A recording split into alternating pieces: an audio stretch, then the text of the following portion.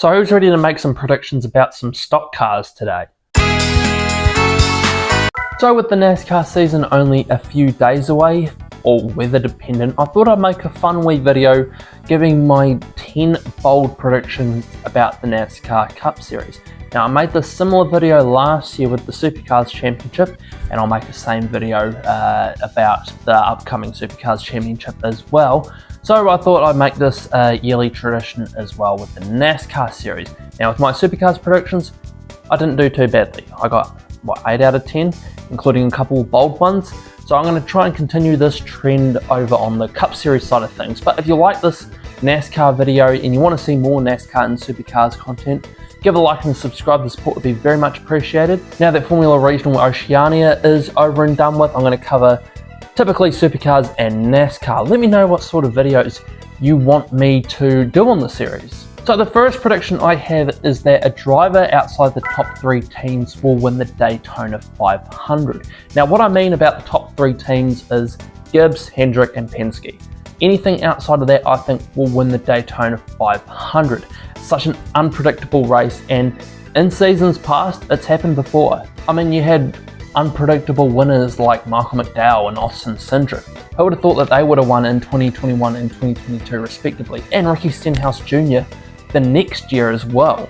And yes, William Byron has kind of ruined that little snippet of information, but hey, we could get back on that snippet and we could have a top 3 team, or a team outside the top 3, win the Daytona 500. Could it be Spire Motorsports? Maybe.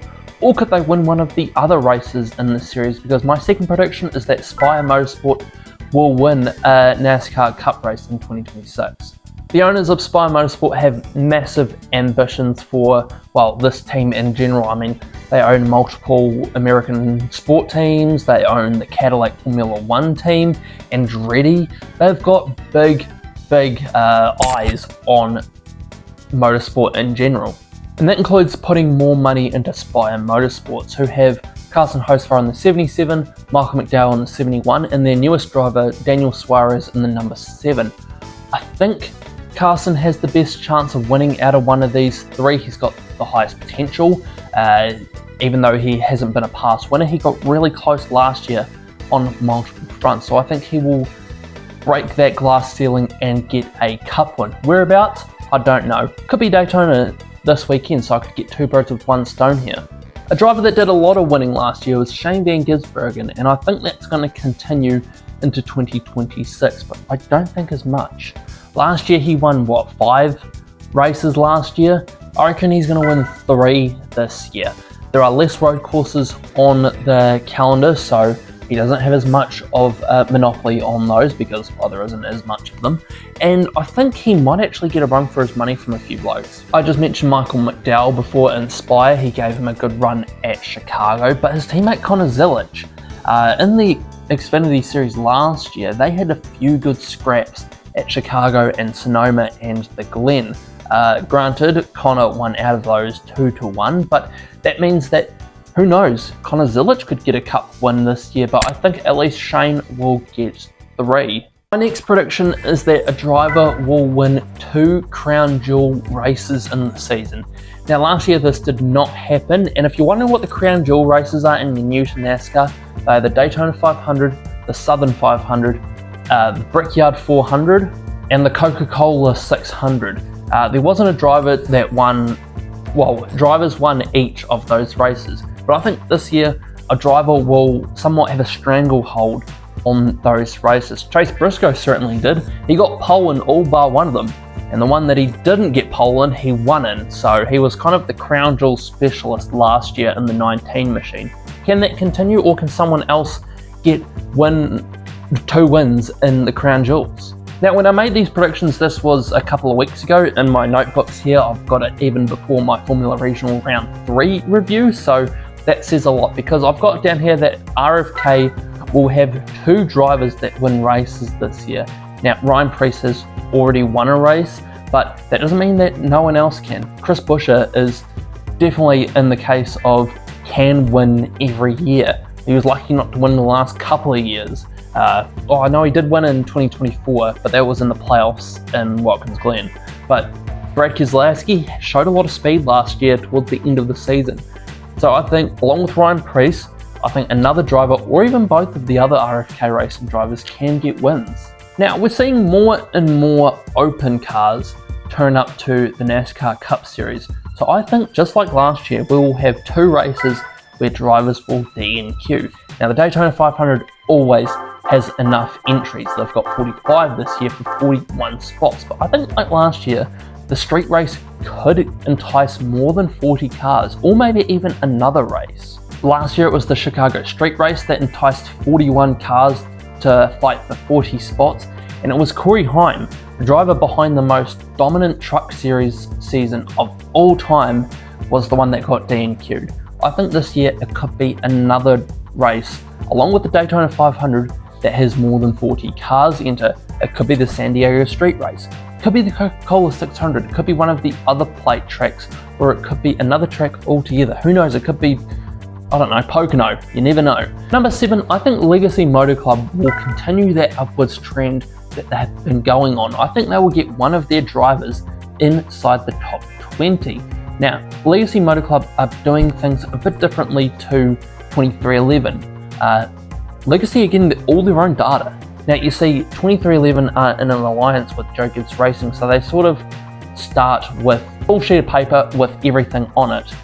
Legacy don't have that. They basically brought a book from the shop and just opened it and say, here you go, here's some notes. But in the long term, it'll be better for them because it's all theirs. They don't have to pay anything extra for it. It's short-term pain for long-term gain. And I think this long-term gain will continue because last year they did really well in year 2 compared to year 1 with Toyota. I think that upwards trend will continue and either Eric Jones or John Hunter Nemechek will finish the season in the top 20. Going back to Connor Zilic, like I said, I think he will get at least one race win. He has been a gun on the road courses in the O'Reilly series, so it'll be interesting to see how he goes in the Cup series, because he didn't really get much chances in the Cup. He had Coda last year. I think that was the only start he had in the he wasn't meant to start Watkins Glen, but he kind of hurt his shoulder, so he only had one start at a road course last year in the Cup series. Oh yeah, and of course if he wins the Cup race, he'll get Rookie of the Year. I mean, that's given. Number 9, I think Ryan Blaney will keep that form that he had going. Last year he had a stellar season. If it wasn't for the fact that he just kept not finishing, he would have easily been one of the better drivers statistically in 2025. I think that'll continue. Not the not finishing part, I think the statistically improving will continue. I think he will get 5 wins this season. The thing that let him down was basically unreliability. A lot of engine failures, a lot of tyre failures, a lot of that sort of stuff. Little niggly bits that aren't really the Penske way. So I think they're going to file those out of the drawer and throw them in the bin. And Ryan Blaney is going to run away with 5 wins, which could be key in this new chase format where wins mean a hell of a lot more. And the final prediction is not necessarily a good one if you are outside the top 3 teams, because I think at least one driver outside those 3 teams will miss the chase. Now, the chase is new this year. I made a whole video about it that you can probably look at the top right corner if I remember to put it in the video. Basically, it's more about points, more about consistency. The last couple of years, there have been drivers outside of Hendrick, Gibbs, and Penske missing the playoffs. I mean, you've got Ty Gibbs, Austin Cindric, Alex Bowman. Those 3 are prime members of the almost getting into the chase / getting out of the chase picks. So I think one of those 3 drivers are probably the best chance to be in that mold. So that is my 10 bold predictions from the upcoming NASCAR Cup Series. What do you think of these predictions? Comment your thoughts down below and leave your own predictions down below as well. Nothing simple like Kyle Larson's going to win the race. Go bold, I reckon. If you like this video and you want to see more NASCAR content, give a like and subscribe. The support is always appreciated. And stick around with the upcoming Supercars content. With that season starting up very soon, I'm going to be making my final series predictions and my 10 bold predictions. Also, planned upcoming video, my chase predictions. So subscribe to see that in the next couple of weeks. And while you're waiting for those sort of videos, check out one of these two ones beside me here, and I will see you in the next video, whatever one that may be.